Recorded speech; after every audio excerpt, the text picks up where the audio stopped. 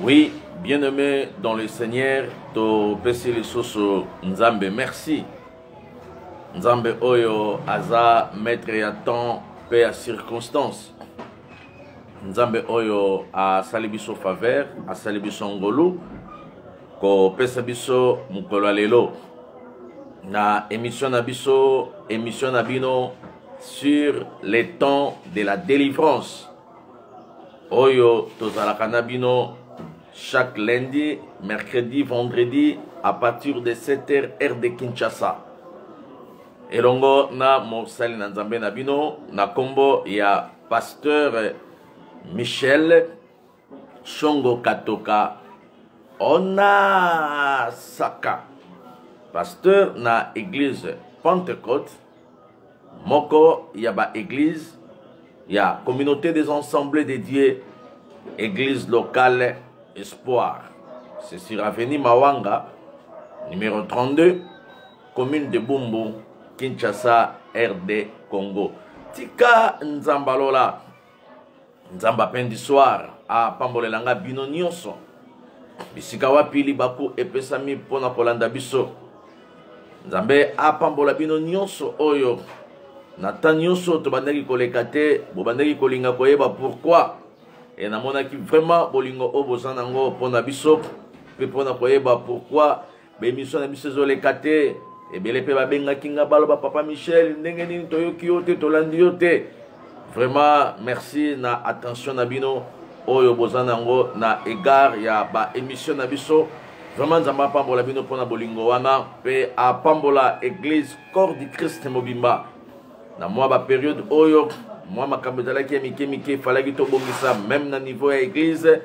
Tunazalaki na activité moko sur l'enlèvement. Ezwaki nga tout au plus 2 semaines. Pe Nzambe oyo aza maître ya makambo nyonso ayebaki pourquoi. Et semaine oyo kolo asali biso grâce pour que tozongela ba programme na biso lolenge oyo ezalaka. Merci na bino nyonso ba évangéliste oyo bo partageaka ba message na biso. Vraiment nzamba mona bino, namoni papa, namoni maman Esther, nzamba pambola, bonjour my sister, maman Deborah, kola pambola, mdeko Georges, vraiment nzamba pambola langa bino, bino nyonso déjà bozokota, bokoto, pe yebisa bandeko mosusu, toza déjà en direct na Facebook ya Michel Katoka, toza déjà en direct na Facebook, il y a Michel Katoka Onasaka pe. Toza en direct na YouTube na biso, il y a Michel Katoka Télévision, Michel Katoka TV.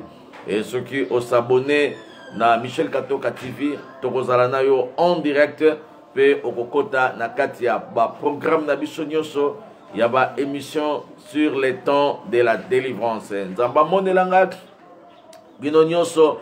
Pe Nzambe a salelanga ngolu epai na bino na esika nyonso o libaku e pesami po na kolanda biso. Vraiment namoni kuna déjà merci shalom epai na bino nyonso oyo bozo komela biso. Pasteur Michel na sepeli vraiment ngape na sepeli Nzamba pambolelanga yo kuna mama Deborah ndenge a permettre à ce que ba programme na biso nyonso ezonga pe Nzamba sala biso grâce tozala na connexion moko ya malamu ya kitoko e bando sala biso esengo ya koleka katango nyonso pour que toloba de la part de Dieu. Tika to sambela bongo toko fungola nini oyo nkolo abongiseli biso pe toko kota toujours na kati ya continuité ya esika oyo tosukaki la fois passée. Sambel. Papa na biso na likolo na kombo na Yesu Masia. Toza infiniment reconnaissant. Ya koloba merci et pai na yo. Le maître des temps et de toutes les circonstances. Au disposé mukola lelo au sali biso ngolu. Tozala ensemble na banana yo. O tindaka liloba pe liloba oyo tindaka nde ekangola ka banana yo. Tika tango oyo e pesa gloire epa na yo e bandeli kino suka ya message na biso molimo mosantu na Nzambe ozala na biso elongo pe okamba biso na mayemanso tokosolola dans le nom glorieux et précieux de notre Seigneur et Sauveur Jésus, nous avons ainsi prié. Amen. Amen. Amen. Tika nzambe a monelanga bino pe a suka kaka na komona bino te a pambolelanga bino nyonso oyo boza en direct pe bozo partager message oyo na ba famille na ba groupe na bisika nyonso. Temps de la délivrance, c'est le temps de la révélation. Temps de la délivrance, c'est le temps de la connaissance de la parole de Dieu. Vous connaîtrez la vérité et la vérité vous affranchira. Et si donc le Fils de Dieu vous affranchit, vous serez réellement libre. Délivrance sur les esprits des morts. Wapesika tosuka kina dernière émission na biso. Kokangolama na makambo oyo etali milimo ya kufa. Église corps de Christ.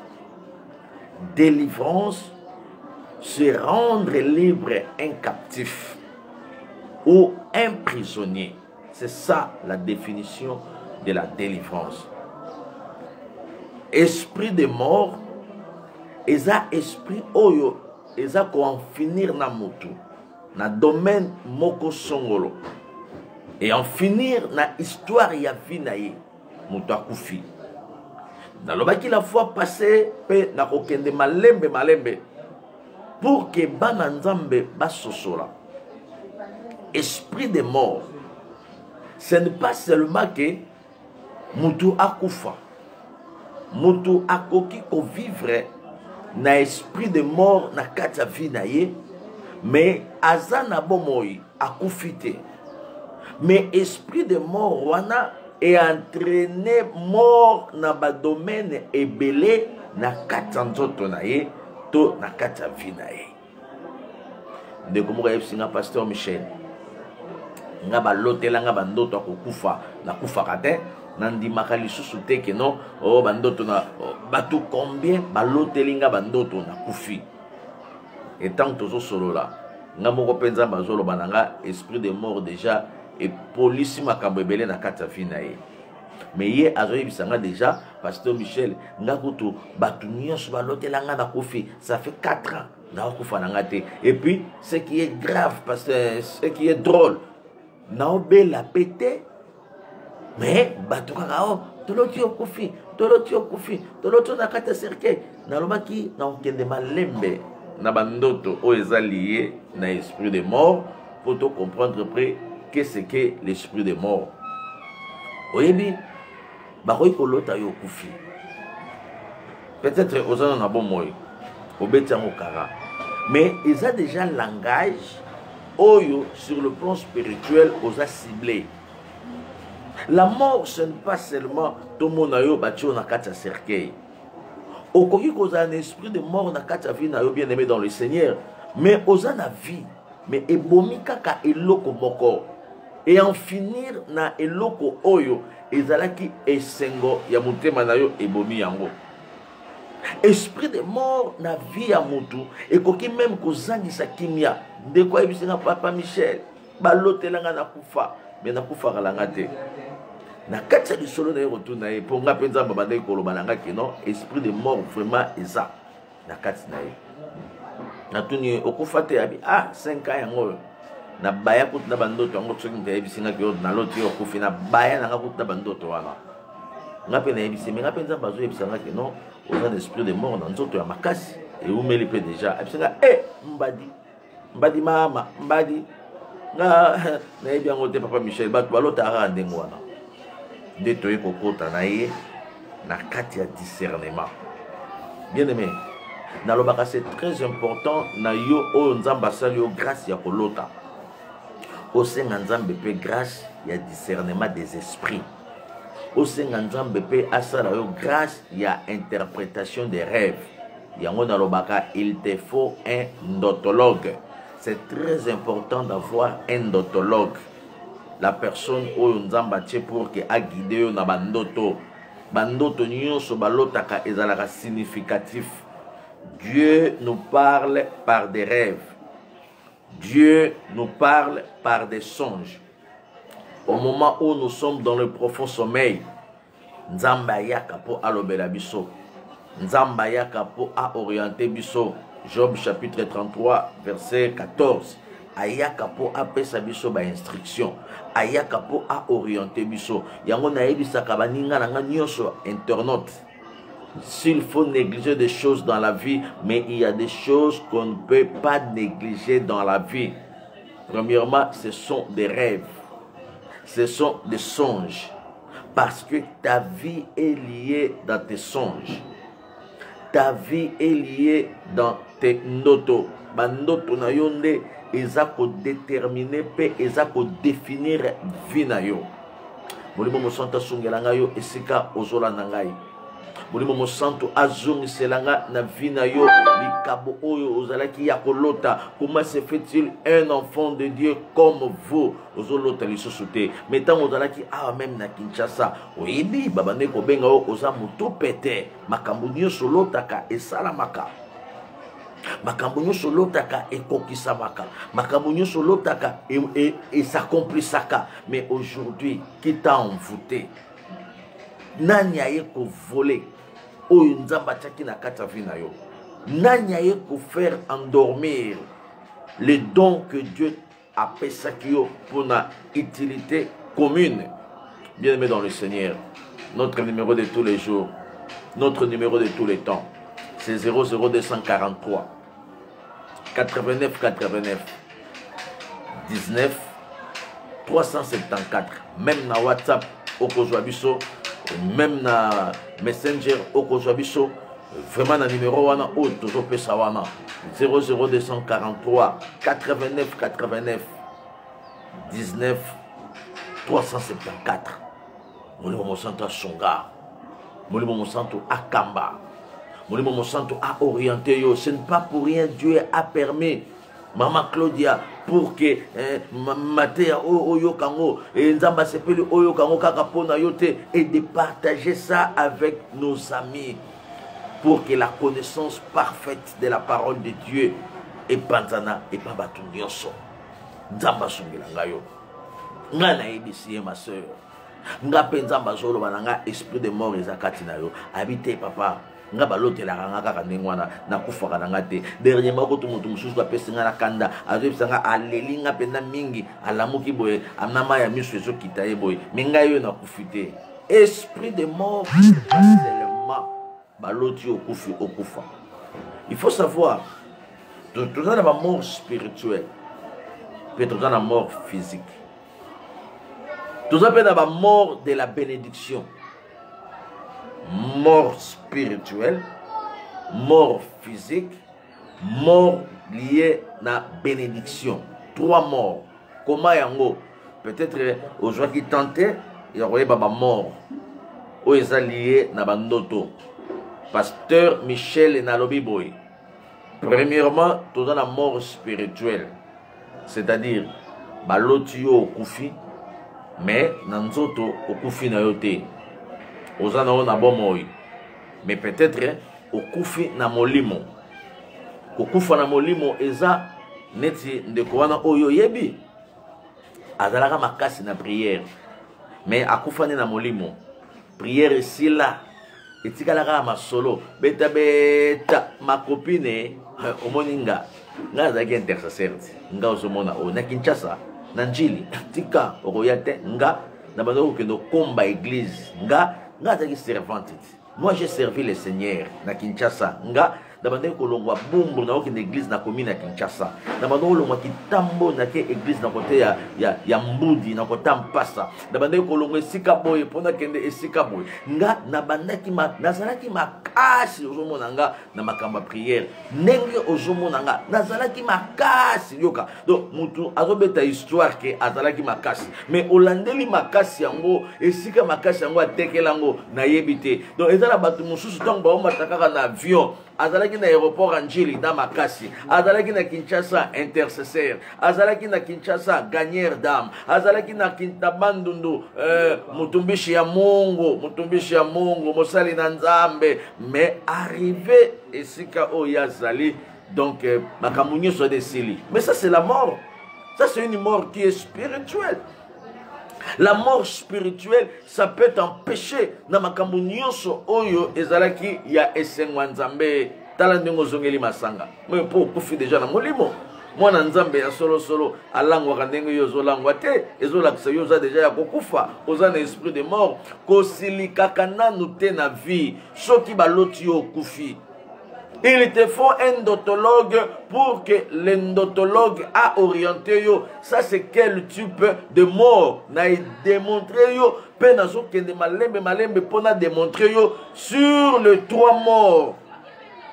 Première mort on a zoloba, la mort liée na spiritualité au kufa ya molimo.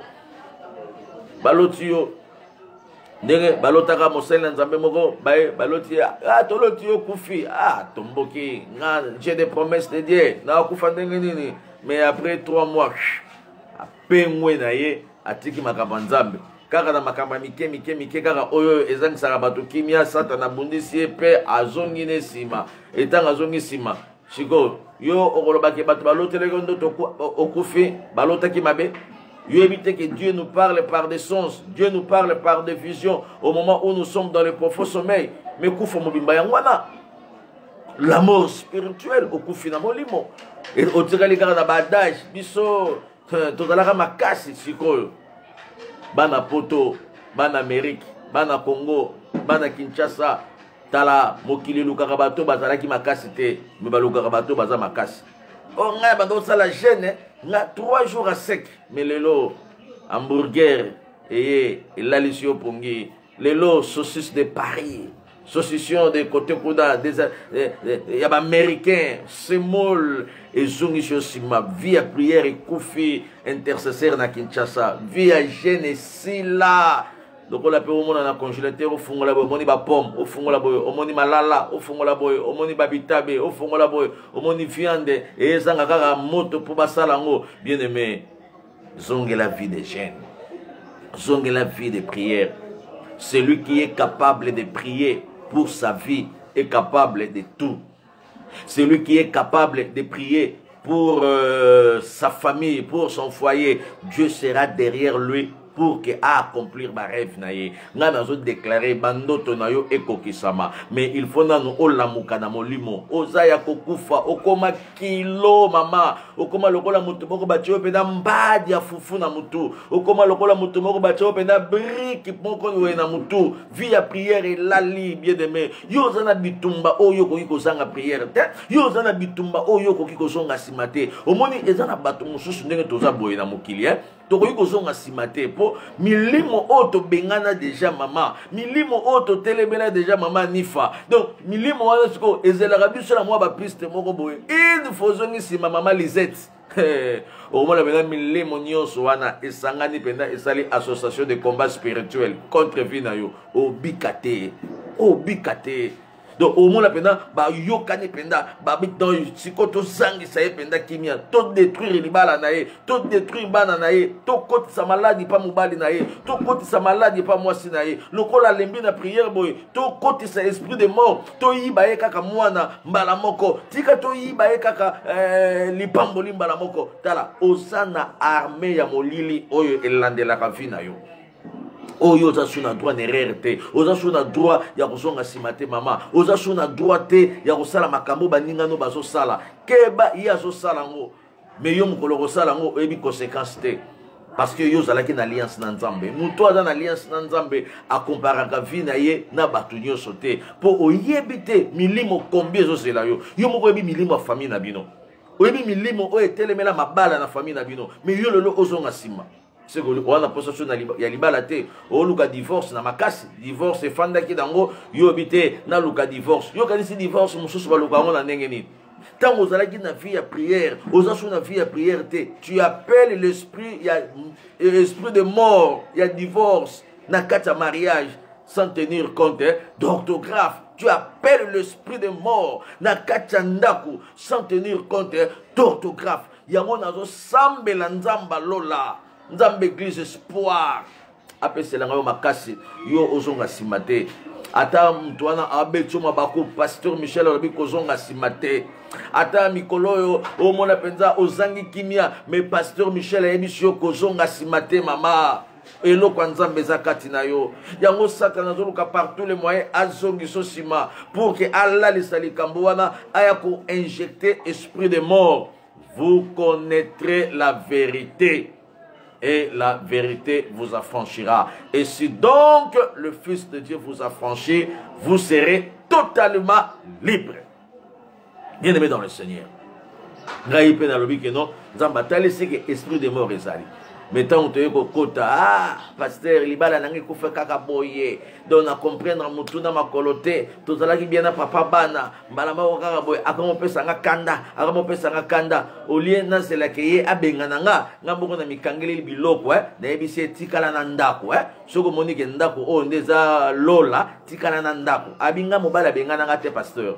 Na mikangela biloko mobala zo bisanga zonga na bina ozonga te na tikeli yo ndako yo kaniseki TV onde yango ezo lengisanga yo kaniseki bakiti onde yango ezo lengisanga na tikeli yo na ndako na bakiti na aisanga pasteur Michel amona oloko la publicité ko abinga na bimane loko te na tikala nyonso nga bisuko onde l'esprit de mort te. Ça c'est l'esprit de mort. Yo kaniseki esprit de mort il faut kufa pe na nzoto. Yo connaissez esprit de mort, il faut maintenant battre na kata cercueil pe ya bois noir pe baké batiki na cimetière à Kitambo o eza na kota France. Yo connaissez esprit de mort peza, il faut pe tout le monde a kendenge balota ki okufi après une semaine okufi pe bazui battre na kata cercueil ya kitoko peda ya ba vitre ba kundio na cimetière ya entre terre et ciel o eza na côté États-Unis, na kota Canada.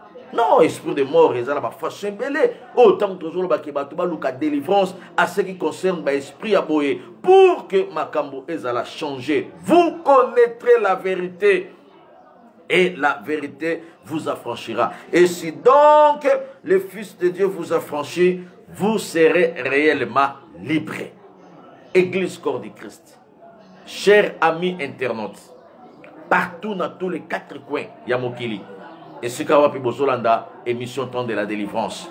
Molimo mosonta sunga bino nyonso bozo partager na moni koma bande ko bozo partager nzamba pambola bino partager e kende wa e chamwe e kende wa e yo pe vina yo e kende wa nengozo partager batu bazolo ba batu bazolo ba merci Seigneur batu bazolo ba amen yo pe nzamba pambola yo batu baloba ça c'est la main de Dieu batu baloba ya solo ça c'est Dieu na kata via mwana mobali yo pe na kata via mwana mwasi oyo.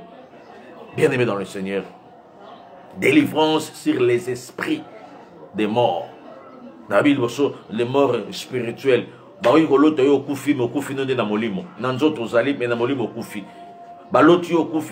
aujourd'hui vivre mais sur le plan spirituel makambonios ozalaki na don ya libéralité et kufi ozalaki na motema moko ya ko soutenir membala moko okoma motema makasi okoma na motema na libanga lokola libanga kayas libanga mwelo ya Kinchuka. Oye bimara kata kota Kinchuka kuna ya mwelon donc okoma na mutema moko ya mwelon mais na États-Unis so na mutema mwelon biso na Kinshasa to vivre ndenge ni na Europe so okoma na mutema ya mwelon okoma na mutema pena ya kayas mutema moko pena ya brique pena brique bloc plein yo kata babeka au bloc plein bloc moko atombeki le kofi boye le kubu mais ceux qui disent moi la moi si ozo mutema mwelon ceux qui moi la moi si okoma na mutema bloc plein mais famille na yo ko souffrir na Kinshasa maman la bino na kofite a souffrir pour comme dans mon thème moi non papa la bino a profité a souffrir pour comme dans mon thème ya kayas ata bango bazate baleki no baza awa ba souffrir pour comme dans mon thème ya libanga non esprit de mort et dans la forme et belé ya Rolanda biso chaque lundi à 7h chaque mercredi à 7h chaque vendredi à 7h en direct il y a Facebook il y a Michel Katoka pe na YouTube na biso ya Michel Katoka TV au Kozalana biso en direct et surtout bino bato bozo partager nzambe danga amona kabino tango nyonso pe apambole la kanga bino tango nyonso. Premier point na kosuka na point oyoyo pe toya osala continuité na biso malembe pona lokumuna kolona biso Yesu Masia. Bien-aimé dans le Seigneur, Église corps de Christ, esprit de mort na domaine spirituel. Comment déjà wana donc bakoyi kolotanga na kufi me na kokufa na ngate me na pengwe ozongeli vio ozongeli tala yo makambo kindumbo tika kinwango me tala ndenge komozongela ngo malembe na mela mingi te na melaka vers moko na kati tuna batu nyonso balangwa na baro ya yolo oyo eza na kota Belgique tuna batu nyonso balangwa na babar oyo eza na matonge oyo eza na kota Canada tuna ya koyebisa yo mutu moko te abimaka na ndako na ye po akende olangwa ayeba akenda komela moko apres na zongi me milimo ya kufa milimo ya famille milimo ya kindoki milimo ya dépense milimo ya destruction tango ekokotele na bar omonika mutameli moko aningisi mutu abite naza nano ajouter encore ajouter meli aningisi mutu nakenda nute ndeko moko ayetsuka pasteur naningisi mutu nabi nakenda nute ngabi sikolinga okende wapi ayimoka bite nakufi nanu te ngabi donc yo moko tango oningisi mutu abite naza nanu donc okufi nanu te naza nanu ok mais au sentir que okufi nanu te tango sentir que oza nanu oli okata tango oza nanu ozeli pena okufa yo osakana na satana yo moni satana aza oncle na bino oyo atikala na kota Kimbateke na quartier 3 yo moni satana aza nani ndeko na bino oyo atikala yana yo atikala na kota Mimosa satana aza mutu mukwabu bien aimé awa bando benda yo kaka ndenge wana yo kanisana na okufi te yo kanisa oza nanu na ndenge mpe ozokufa ozoyeba te kokufi jusqu'à ce que olali na boîte de nuit mwasi alali na ndako na bana est-ce que na âge pena ya yo penza okosala so makambo ndenge wana mwana 14 ans tobenga ngo puberté bongo yo papa ya 40 ans bongo yo papa ya 50 ans okosala makambo lokola jeune garçon oyo abandi kolinga sika jeune garçon abandi kolinga sika ya 16 ans 17 ans toko comprendre ye que eza puberté bongo yo tobenga ngo nini ça c'est plus que la sorcellerie c'est au-delà de la sorcellerie ça atteint déjà la magie vers l'occultisme en face de l'esprit de mort sans tenir compte d'orthographe bien aimé. La Bible dit si vous entendez sa voix aujourd'hui, ma soeur, mon frère, n'endurcissez pas vos cœurs. Na ceux qui gardent un point mon colelo.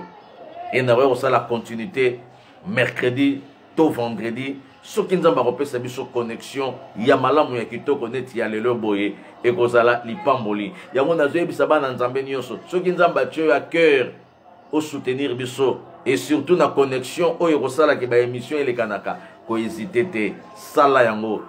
Peut-être personne n'a dit que air mususu connexion peut bander pour empêcher biso pour que tout ça là mais na lobi ndenge wana te mais na ko ipe ko bander wana po ezala ki pe moko ya makambo oyo bander ko empêcher biso parce que méga oyo ya WhatsApp na méga oyo ya vidéo eza ndenge moko te mais nazo sambela kaka nzamba pambola yo. N'hésitez pas ceux qui nous ont battu à cœur pour nous soutenir ba émission na biso même na eloko nyonso poto sanga connexion te. Pasteur Michel est prêt pour la révolution. Mais il y a des fois où bungami utalaboy connexion, utalaboy téléphone, utalaboy mbiringa. Mais toujours gérer en par la grâce de Dieu, nzamba sala bisoka ngolu. To biso tokoba na musala na ye pour que église et sosola place ya délivrance, pour que bana nzambe ba sosola comment gérer les choses de Dieu pour que bana nzambe ba yeba ndenge ya kotambola pe kotelemela esprit de mort. Bien aimé na osambela nzamba sunga yo. Osongela bolingo na yo ya liboso ndenge Apocalypse alobi souviens-toi d'où tu es tombé et réponds-toi.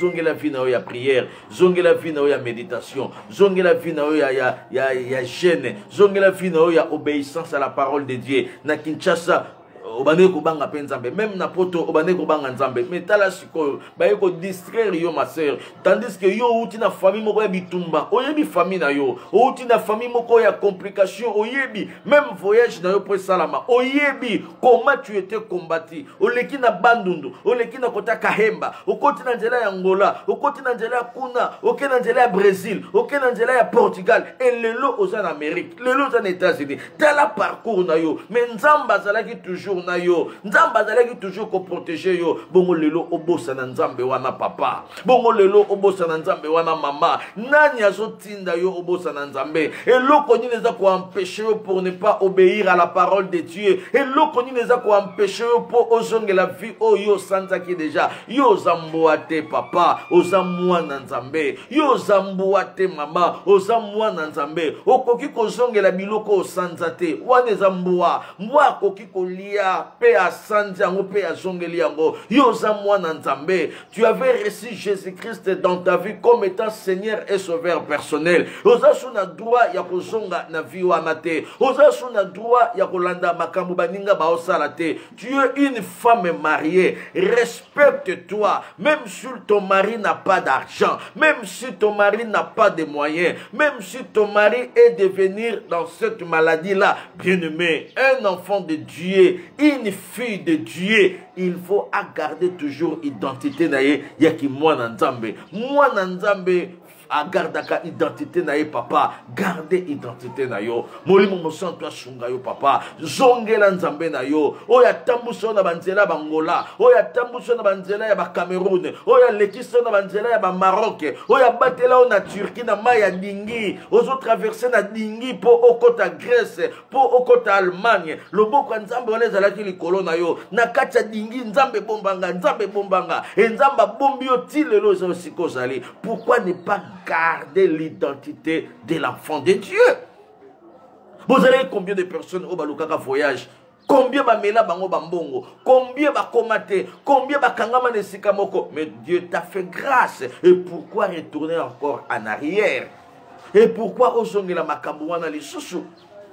Na teyo na bolingo nzambe, zongela nkolo papa. Tala Covid, tala ba maladie nengeye. Tala ndenge baliwe ezoya siko yo penda bongo nzambalo bakena tikalaka koyeba yo te, mais yo mutu bande ko soutenir pour soutenir yo mutu nzamba tshona mutema ya mawa ya kokanisira batu ya kopambola ba veuve ya kopambola ba orphelin bongo ozanga lola.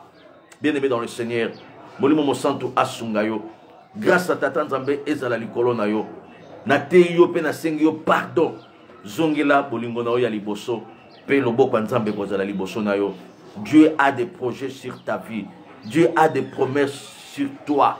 Bien-aimé, ceux qui ont besoin de la kakanzambe, ma promesse wana et que la partage na yo. Oko marquer histoire à vie na yo. Oko kutana na mwasi à vie na yo. Oko kutana na mobali à vie na yo. Oko longwana kata ba déception nyonso wana. Ako restaurer foyer na yo. Ako restaurer vie à mwasi na yo. Ako restaurer vie à mobali na yo. Vie à bano lele comme le lenge nyekese. Le Dieu de la restauration est là pour toi. Le Dieu de la restauration est là pour toi. Pour que a restaurer ye. Kakandenga bimaki. Le Dieu de la restauration a ko zongisa ye. Le Dieu de la restauration a ko benga ye. Le Dieu de la restauration a installé la guérison, a installé les miracles, malade kozala lisusuté parce que le Dieu de la restauration est là. Tikanzambalola apambolela ngabino nyonso bisika bozalaki ebele pona kolamba biso na pesi numéro na biso yangwana 00243 89 89 19 374. Mama mi mafweni okoti retard ndamba pambolela ngayo pe kuna na monibino parce que to salaki tamoko ya mulai to salaki na bino ensemble te mais lelo nzamba sali grâce ndeko kinanga joli pour que to zala lisusu ensemble mais na lobi nzamba pambolela ngabino bozonga bozonga bozonga na bolingo la bino ya liboso pe bolamwa tata nzambe ekozala likola vina bino nzambe ya alliance nzamba ya ba souvenir akobosa na binote. Soki famille azana Kinshasa, soki mama azana Kinshasa, soki tata azana Kinshasa, ndenge olakisa ye Western Union, ndenge olakisa ye Manigram, Manitrans, lakisa ye pe adresse à délivrance na ye. Yebisa ye kende na adresse à délivrance na yo. Il y a prise en charge spirituelle. C'est sur avenue Mawanga, numéro 32, commune de Bumbu, Kinshasa, RD Congo. Et ça place à Robosanate. À Robosanate. Est-ce qu'il y a une adresse à Western? À Robosanate, adresse à Monogram. Bon adresse église. Nakoma Kiango Awa. Et Bungi. Mili-moi réclamation. Mili-moi famille. Mili-moi blocage. Mili-moi condamnation. Yebisaï Koma. Oh, Bengaï après message. Bengaï, le bas joie code. So rabi code ami, le bas joie code. Joie nano bik. Joie bik. Bato balingara code. Le bas joie bik. Joie bik. Et tant à joie bik. Comment? 089 89 19 374. Après tourner combien de chiffres? Abi 10 chiffres. Western, obi Western était. On a 10 chiffres spirituels. 10 chiffres il y a délivrance. Benga numéro pasteur Michel. Aucun de kuta la nae. Au PCP adresse Aya. Omoni ndenge yo ozolanda biso boy. La Bible dit, crois au Seigneur Jésus et tu seras sauvé, toi et ta famille. Il faut que famille na yo, bae banzambe na yo. Il faut que libota na yo, bae banzambe na yo. Baoli mbongo no me baoli nzambe no te ponani. Hein? Ya yo mbongo bazolia na kimia, mais balia penzambe na yo, la kisa bango penzambe na yo. Oya pesio oyo za nango lelo pour que apesa pe bango. Baya chaque mercredi qu'il est enseignement et 17h à 19h. Tous les jeudis les pasteurs reçoivent sans condition. Oh, à Sengaki brique. Tosenga brique to sala nango nini. Ceux qui na posa ya achat parcelle ndenge to za nango boy. Na yebisa ki bino déjà bana nzambe nyoso. To za na opération achat parcelle. Soki nzamba cho na mutema ba numéro ya ngwana kutu. Bosenga ki numéro ya banque ya ngwana déjà to tche déjà wana. Numéro à banque yangwana le loto tchewana nzamba tcho à cœur qui n'a sala quelque chose pour la opération achat parcelle église espoir et soit adresse na tchata moi un franc nangai pour que église espoir et soit adresse ya kitoko numéro na biso ya banque yangwana ING banque na biso yangwana ya ING soki nzamba tcho à cœur vraiment $1 na yo et kozala bénéfique tout fait nombre oyo et kosala que tout soit esika yamalamu pour le coup mon Nzambe. Pesa batata, pesa ba mama adresse chaque vendredi prière à combat de 17h à 19h et dimanche culte et adoration de 8h30 à 11h. Tous en a 4 églises de 12h à 15h. Pasteur Azawana pona koyamba bande konyonso bayaki pour la première fois. Tika Nzambe tata amonelanga bino pe a pambolelanga bino nyonso bisika bozalaki. Rendez-vous chaque lundi, chaque mercredi, chaque vendredi à partir de 7h heure de Kinshasa pour le Kumu Nzambe. Bon appel du soir, Kobo Sanate sur l'interprétation des rêves dans la radio-télévision Pen du soir chaque jeudi à partir de 21h heure de Kinshasa, 22h heure de l'Europe. Tozana mituna pebiyano pona lokumu na Yesu Masia. Bolamu na Yesu elandabino. Bomoko na tata ezala likolo na bino. Na kombo na Yesu nzamba pambola église corps du Christ esika nyonso kozo partager ba message na biso nzamba pambola yo apambola mobali na yo nzamba pambola yo apambola mwasi na yo nzamba pambola yo apambola bana na yo nzamba pambola yo apambola pe musala na yo na kombo na Yesu nalingaki na présenter ba condoléances na grande famille oyo bolandaka biso moko ya bandeko na biso moko ya famille na biso auti kobungisa papa na ye papa Emmanuel Kosi na Belgique mobali ya mama Lisette esika wapi na komelaka na Belgique nzamba pambola couple oyo matanga eza na ndako na bango papa ya papa Emmanuel azongisaki molimo pa kolo nzambe na mboka ya Angola. Et tous toutes les dispositions possibles pour que Tokutana na Luanda na papa Emmanuel pour la cérémonie ya enterrement ya papa Namboka ya Luanda.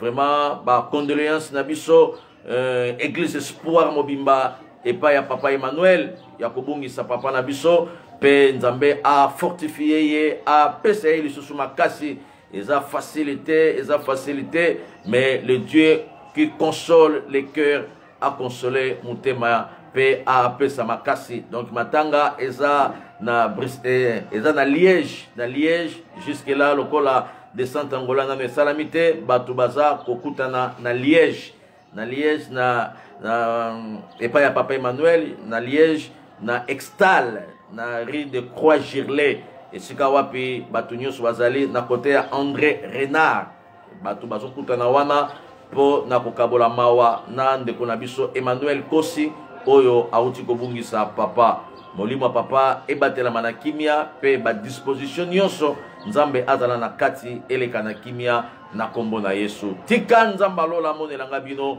pe apambolelanga bino au nom de Jésus amen. Père éternel au nom de Jésus na pamboli banana yo oyo sepelaki bayoka message alelo yo tindaka liloba pe liloba oyo tindaka nde ekangolaka tika liloba oyo ekangola bana na yo tika liloba oyo emema kimia esengoli pamboli na kati ya bana na yo o basepelaki koyoka ngo ba o ba partager kolo yo pe partager lipamboli na pe na ba vie na bango ekita lokola mbula pe ba mona bolamu na yo ba o pe ba yoki biso nzambe salela bango bolamu ba continuer na koyoka pe ba o ba ndimi kozongela yo nzambe yo pe mizongisa na kati na bavina bango po bamona bolamu na yo na kombo na Yesu oyo azali mokonzi kolo pe mobikisi na biso nde tosambeli pe tolobi amen amen amen. Tika nzambe apambola bino nyonso bisika bozalaki bolamu na Yesu Masiya na journal elo na semaine oyo na mois mobimba ya juin otokoti et accompagner bino au nom de Jésus amen. Que Dieu vous bénisse.